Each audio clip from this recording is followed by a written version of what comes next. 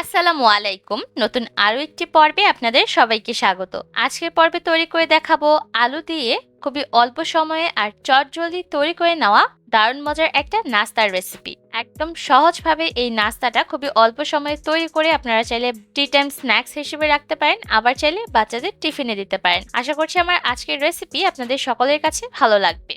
আজকের নাস্তাটা তৈরি করার জন্য আমাদের প্রয়োজন পড়বে সিদ্ধ আলু। আমি 3টা মিডিয়াম সাইজের আলুকে আগে থেকেই খোসা ছাড়িয়ে সিদ্ধ করে নিয়েছি। এবার এই আলুগুলোকে খুব ভালোভাবে ম্যাশ করে নিতে হবে। চাইলে হাতের সাহায্যে ম্যাশ করে নিতে পারেন, আবার চাইলে গ্রেটার দিয়ে গ্রেট করে নিতে পারেন। তবে যেভাবেই ম্যাশ করেন না কেন, অবশ্যই একটা বিষয়ে খেয়াল রাখবেন, আলুগুলো যাতে খুব মিহিভাবে ম্যাশ করা হয়। এতে করে নাস্তাগুলো তৈরি করার সময় পারফেক্ট ভাবে তৈরি করা যাবে। এবার ম্যাশ করে নেওয়া আলুগুলোকে আমি একটা বাটির মধ্যে নিলাম। এখানে প্রায় 1 কাপের মতো হয়েছে। এর মধ্যে দিয়ে দিলাম 3 টেবিল চামচ চিনি, 1 চিমটির মতো দিলাম লবণ, আর সেই সাথে দিলাম আধা কাপ পরিমাপে কর্নফ্লাওয়ার। এবার সবকিছুকে একসাথে ভালোভাবে মাখিয়ে নিচ্ছি। একটু সময় নিয়ে মিশ্রণটাকে মাখিয়ে নিতে হবে, যাতে করে আলু কর্নফ্লাওয়ার একসাথে ভালোভাবে মিশে যায়।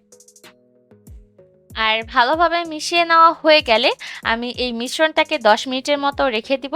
এতে করে মিশ্রণটা সেট হয়ে যাবে, আর আমরা যখন নাস্তাগুলো তৈরি করব তখন পারফেক্টভাবে তৈরি করা যাবে। এবার আমি হাত দুইটাকে ভালোভাবে পরিষ্কার করে নিয়েছি, আর এই মিশ্রণের থেকে অল্প অল্প করে আলুর মিশ্রণ হাতের মধ্যে নিয়ে গোল বলের মতো শেপ দিয়ে দিচ্ছি।